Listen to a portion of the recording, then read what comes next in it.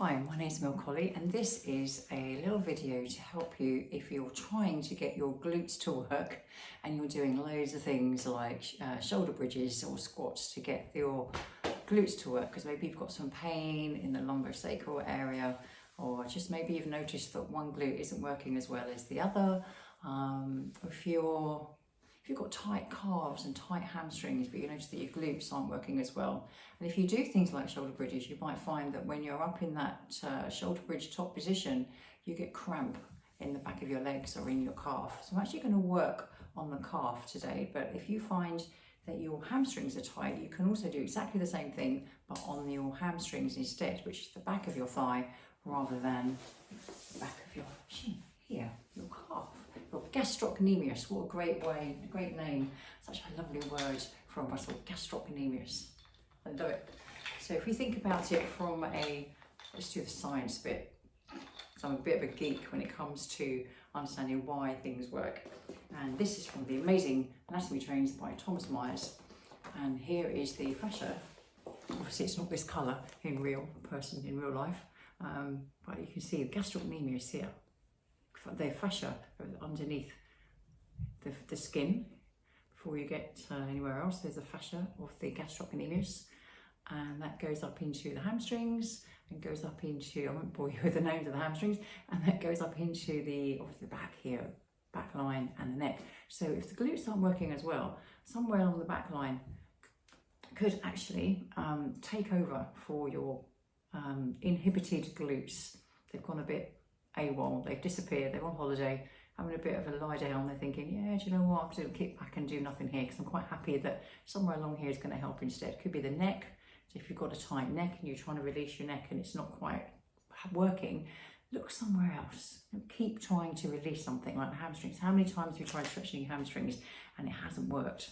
So look somewhere else because they're tight for a reason. They're holding on for something.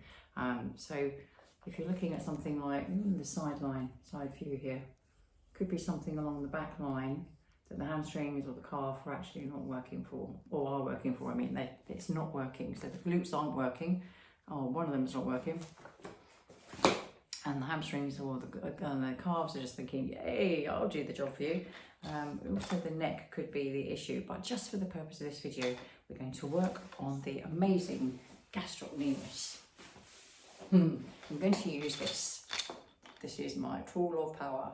I don't really call it that, I just came to my head just then. So this is, you get these on Amazon for about £10. You know, or just if you know somewhere in your local vicinity, because other shops are available. We'll use a rolling pin. But these are these lovely little bits here. Don't know the technical term. So what I'm going to do is my right hamstring tends to get, oh there you go, just because I was going to do that for the purpose of this video. Here's my right hamstring, just testing them to see. So have a little feel around. If you're not quite sure, put your thumbs underneath and have a little press to see. I mean, don't use too much pressure, you don't need too much pressure at all. Just feel, oh, that's a bit sore. You're looking for a tender spot that feels like you're pressing on a bruise, unless you have actually got a bruise, and then it's obviously going to feel tender. Okay, so I'm gently going to roll out, gently massage my gastrocnemius, my gastroc. So it's just a gentle release. You don't really want to go in there really hard, because if you feel like you're going to go in there really hard, can you see what other effort you need to use in your body? You'll be recruiting, maybe your jaw might be tightening up, my eyes are screwing up, you'll be using my eye muscles, jaw, you'll be holding on with your breath, your shoulders will be up here, you'll be tight in your back, your toes might be clenching up, because toes have also got something to do with this as well. If your toes tend to clench quite a bit, you might find that your toes are overworking the flexors of your toes for your glutes, which can lead to things like tightness underneath the foot, what we call plantar fasciitis. Might actually not be anything to do with the plantar fascia at all. It could be something somewhere else. Okay, so I do about a minute, maybe a minute and a half. It just depends on how tight it feels, and you just, when you do this a few times, you just get to feel, that's nice, and just to feel the release. Okay, so rather than going onto my back to do a shoulder bridge, I'm actually going to go onto my front, and with the same leg, so you can hear me and see what I'm doing. I'm going to keep my face looking to the side. You're going to bend the knee, flex the foot, and push the foot and the knee to the ceiling, and then come back down. Okay, so I'll do it without talking for a minute.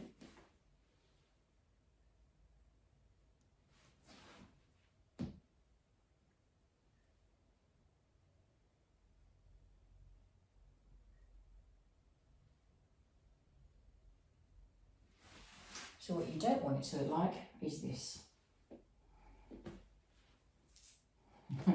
You're not trying to reach for the ceiling, you're just trying to keep the pelvis relatively stable, still and quiet as you push the foot and the knee away to really focus on the glute, a big butt muscle to do the work. You can also do that standing. You could be standing up and you could lift one foot and you can push the foot back behind you, but being aware that you're not going into this anterior tilt. Yeah, you can do it lying on your side. But I find that when people do this, they do tend to lift the rib cage and tend to overextend here and totally miss the glute completely. So the more you restrain other areas of the body, the more you'll be aware of the actual glute that you're trying to focus on strengthening. So don't go crazy on the reps on that, because if you've got a really weak glute, it's not going to do very many before it goes back to trying to find some help from the hamstring, the calf or the neck. You're being aware that your head's not going back like that, you're not lifting your chin to tighten up your neck, and your toes aren't going crazy as well. Soften your toes, soften your jaw, soften your neck as you try to stabilize, work the glutes. You're stabilizing everything else. So 3 to 5 repetitions. You know, once you start to build up some more strength in your glute, once you've done some more releases in your calf, you can come back and do that again. You'll notice the tenderness starts to reduce, and then once the tenderness starts to reduce, you'll be able to do some more repetitions of the glute presses. So once you've done this, do this. Don't do this first and then do this. You want to do this first and then do this. So they talk to each other via your amazing brain. So release that, get your glute working to find that connection. And if you find that your glute still isn't really giving you a lot of power and it still really looks a bit flat, you can usually tell if you've got VPL, visible panty line. I can usually tell if someone's got visible panty line or hasn't, if there's one glute that looked good and one glute that looks flat and just like, not quite right. Then you'll know if it's working or not. If it still looks quite flat, then it's not your calf. You have to play a little bit of a guessing game here, because I'm not here to test you. I'm just helping. This is a helping video. Then it might be your hamstrings. If your hamstrings are super tight, then you might need to do a release or a stretch on your hamstrings to let those go, or feel as if they're being lengthened to let go of the tightness, and then do the same thing with the glutes. Let your glutes find their strength, so your glutes can then be heard by your brain rather than your hamstrings. Because whatever's tightest, that's where your brain's going to go to. So it might go to your calf, it might go to your hamstring, it might go to your neck. Like I said, it could be anything along that back line that could be working for your amazing glute. And just make sure that your toes aren't going crazy at the same time. Okay, happy practicing. I hope that's helped. If you have gluteal amnesia, I love that term.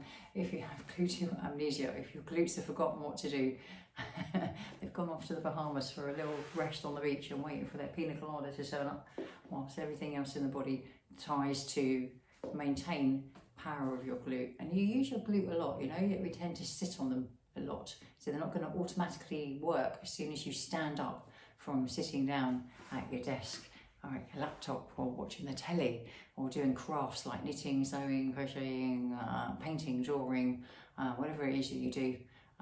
We tend to sit and get hunched over quite a lot. So you might find that if you're someone like that, you might want to check your neck position so you're not tightening up, not lifting your chin, because you'd be tightening up, you're just sending a message that your neck would be doing a good job to try and work further down here. And check your toes. Sometimes we sit on the chair, and the foot might be tucked around the leg of the chair, your toes might be in a scrunched up position. So check that as well, because you're just kind of sending signals to another part of your body that it's okay to do that, because your glutes aren't finding that connection.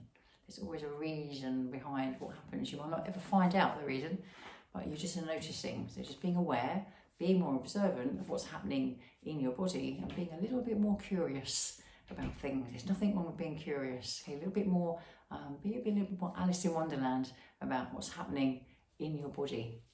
Happy practicing.